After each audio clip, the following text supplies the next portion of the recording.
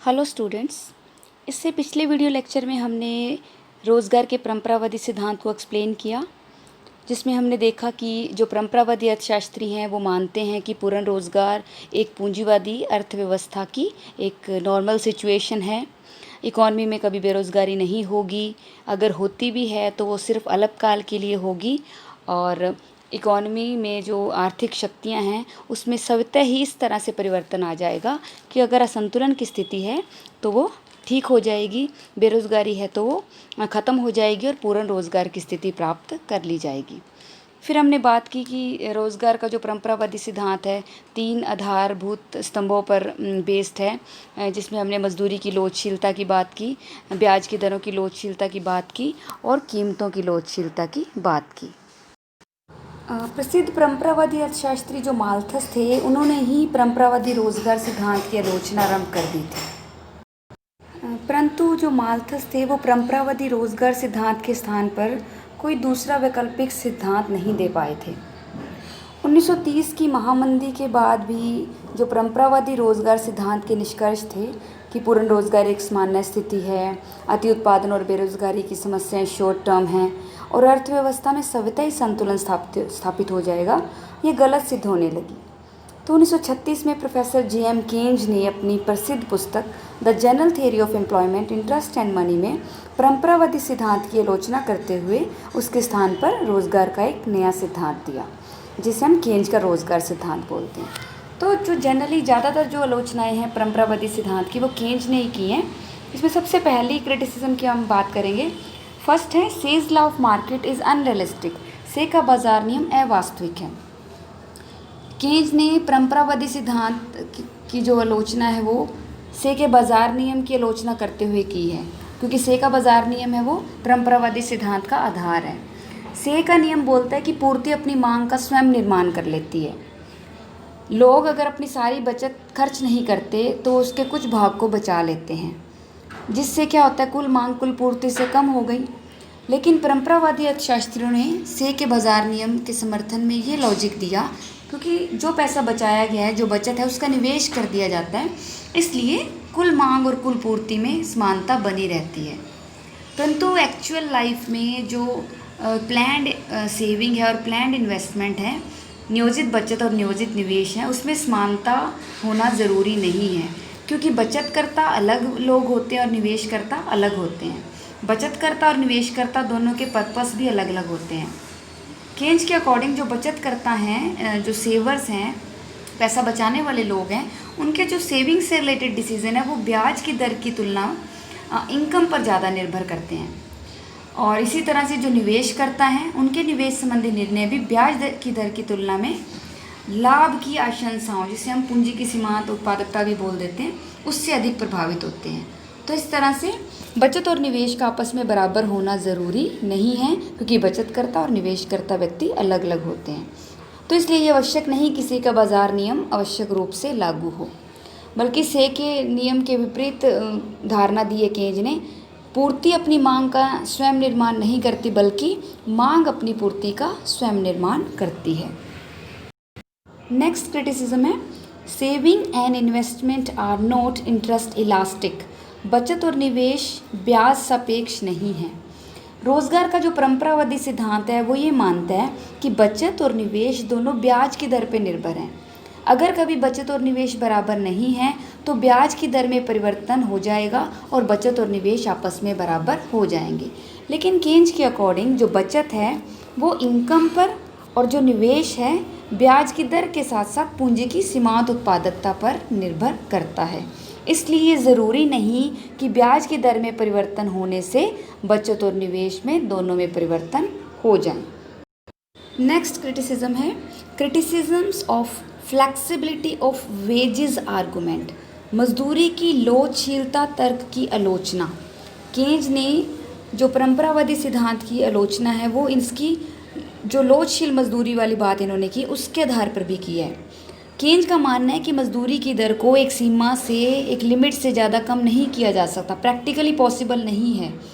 उन्होंने इसके कई कारण बताए हैं कि आजकल जो है शक्तिशाली मतलब लेबर यूनियन बनी होती हैं, जो इसको बोलते हैं मजदूर संगठन, श्रम संगठन बने होते हैं, वो मजदूरी को कम नहीं होने देते। इसी तरह से न्यूनतम मजदूरी कानून जिसको हम बोलते हैं मिनिमम वेजेस लॉज के कारण भी मजदूरी को एक न्यूनतम सीमा से कम नहीं किया जा सकता। और जो संसार की जो अधिकतर जो सरकारें हैं वो कल्याणकारी सरकारें हैं, वो भी मजदूरी की दर कम करने का समर्थन नहीं करती। इसलिए व्यवहारिक रूप से ये संभव नहीं है कि मजदूरी की दर को एक सीमा से अधिक कम करके रोज़गार के स्तर को बढ़ाया जा सके। नेक्स्ट क्रिटिसिज्म है employment can not be increased by general money wage cut. नगद मजदूरी की दर में कटौती करके रोज़गार को नहीं बढ़ाया जा सकता। रोज़गार का जो परंपरावादी सिद्धांत है उनके अनुसार नगद मजदूरी जो है मनी वेज में कटौती करके बेरोज़गारी को दूर किया जा सकता है, परंतु ये धारणा एक्चुअल में गलत है, क्योंकि जो मजदूरी की दर अगर हम कम करते हैं, मजदूरी की दर में कटौती करते हैं, वास्तव में ये दो धारी तलवार है। मतलब इसके लागत और आय दो पक्ष हैं। केन्ज के अनुसार जो क्लासिकल इकोनॉमिक्स जैसे पीगू है, उसने केवल मजदूरी के कॉस्ट वाली साइड को, लागत पक्ष को ही ध्यान दिया है, मजदूरी के इनकम पक्ष की उन्होंने अवहेलना की है। मजदूरी ये मान लो अगर मजदूरी की दर कम कर दी तो एक तरफ से तो उत्पादन की लागत तो कम हो जाती है, लेकिन दूसरी तरफ श्रमिकों की इनकम भी कम होगी। मजदूरी की दर कम होने से श्रमिकों की इनकम कम होगी, जिससे इफेक्टिव डिमांड में कमी आ जाएगी। प्रभावपूर्ण मांग कम होगी तो बेरोजगारी कम होने के स्थान पर क्या हो जाएगी, बढ़ जाएगी। इसलिए केन्ज का मानना है कि नगद मजदूरी में कटौती करके रोजगार बढ़ने के स्थान पर क्या हो जाएगा, कम हो जाएगा। नेक्स्ट क्रिटिसिज्म है possibility of under employment equilibrium, अल्प रोजगार संतुलन की संभावना। जो रोजगार का परंपरावादी सिद्धांत है उनका ये भी मेन निष्कर्ष सही नहीं है कि वो क्या मानते हैं कि इकॉनमी में हमेशा पूर्ण रोजगार है और संतुलन की स्थिति केवल पूर्ण रोजगार की स्थिति में ही संभव है। केन्ज के अकॉर्डिंग हर अर्थव्यवस्था में इनवॉलेंट्री जो अनएम्प्लॉयमेंट है, अनैच्छिक बेरोजगारी है, वो पाई जाती है और संतुलन की स्थिति में भी बेरोजगारी पाई जा सकती है। इसलिए जो केन्ज हैं वो पूर्ण रोजगार संतुलन के स्थान पर अल्प रोजगार संतुलन को अर्थव्यवस्था की सामान्य स्थिति मानते हैं। नेक्स्ट क्रिटिसिज्म है एब्सेंस ऑफ ऑटोमेटिक एडजस्टमेंट, अर्थव्यवस्था में स्वतः समन्वय का अभाव। केन्ज के अकॉर्डिंग रोजगार के परंपरावादी सिद्धांत की ये धारणा भी सही नहीं है कि आर्थिक प्रणाली स्वतः समायोजित हो जाती है, या हम कहें अर्थव्यवस्था में ऑटोमेटिक एडजस्टमेंट हो जाता है। परंपरावादी क्या मानते हैं कि अगर कभी किसी कारण से बेरोजगारी हो भी जाती है तो आर्थिक शक्तियाँ स्वतः ही संतुलित हो जाएंगी और पूर्ण रोजगार की स्थिति उत्पन्न हो जाती है। परंतु केन्ज के अकॉर्डिंग आर्थिक प्रणाली स्वतः समायोजित नहीं होती, उसे एडजस्ट करने के लिए एक्सटर्नल फोर्सेस की, बाहरी शक्तियों की आवश्यकता होती है। और ये बाहरी शक्ति कौन है, गवर्नमेंट। मतलब कि इकॉनमी में अगर कभी असंतुलन है, अगर कभी बेरोजगारी जैसी समस्याएं हैं तो सरकार ही उसको सही कर सकती है। सरकार को आगे आना पड़ेगा उस बेरोजगारी की स्थिति को ठीक करने के लिए। इकॉनमी में स्वतः समन्वय पॉसिबल नहीं है। नेक्स्ट क्रिटिसिज्म है rejection of lessors fair policy, हस्तक्षेप ना करने की नीति की अस्वीकृति। केन्ज के अकॉर्डिंग रोजगार का जो परंपरावादी सिद्धांत है उसकी ये मान्यता भी सही नहीं है कि पूंजीवादी अर्थव्यवस्था में बिना सरकारी हस्तक्षेप के आर्थिक शक्तियाँ स्वयं ही बेरोजगारी को दूर करने में सफल होंगी। केन्ज ने सरकारी हस्तक्षेप ना करने की नीति को अस्वीकार कर दिया और उन्होंने ये बात 1930 की महामंदी के अनुभवों के आधार पर कही। उनका ये मानना था कि जो 1930 की महामंदी है उसमें परंपरावादी अर्थशास्त्रियों के जो विचार थे कि मजदूरी की दर में कटौती कर दी जाए या ब्याज की दरें कम कर दी जाएं तो पूर्ण रोजगार की स्थिति प्राप्त कर ली जाएगी, ऐसा सही साबित नहीं हुआ। और एक्चुअल लाइफ में भी, वास्तविक जीवन में तो बेरोजगारी को अगर दूर करना है तो उसके लिए सरकारी हस्तक्षेप आवश्यक है। नेक्स्ट क्रिटिसिज्म है invalidity of quantity theory of money, मुद्रा के परिमाण सिद्धांत की अनुपयुक्तता। मुद्रा का परिमाण सिद्धांत क्या कहता है कि मुद्रा की मात्रा बढ़ने पर कीमत स्तर अवश्य रूप से बढ़ जाता है। तो केन्ज ने इस सिद्धांत की भी आलोचना की है। केन्ज के अकॉर्डिंग मुद्रा की मात्रा में चेंज आने के साथ साथ अगर चलन गति में भी चेंज आ जाए, लेकिन परंपरावादी क्या मानते हैं कि चलन गति स्थिर रहती है और मुद्रा की मात्रा में और कीमतों में डायरेक्ट रिलेशनशिप है। लेकिन केज मानता है कि अगर मान लीजिए चलन गति में भी परिवर्तन आ गया तो जो मुद्रा का परिमाण सिद्धांत है वो सही साबित नहीं होगा। उनके अकॉर्डिंग अगर मुद्रा की मात्रा बढ़ जाए और अगर चलन गति कम हो जाए तो मुद्रा की मात्रा में वृद्धि होने पर कीमत स्तर में वृद्धि नहीं होगी। नेक्स्ट क्रिटिसिज्म है the classical theory of employment deals only with a special case, कि जो रोज़गार का परंपरावादी सिद्धांत है केवल एक विशिष्ट स्थिति जो कि पूर्ण रोज़गार है उसका ही विश्लेषण करता है।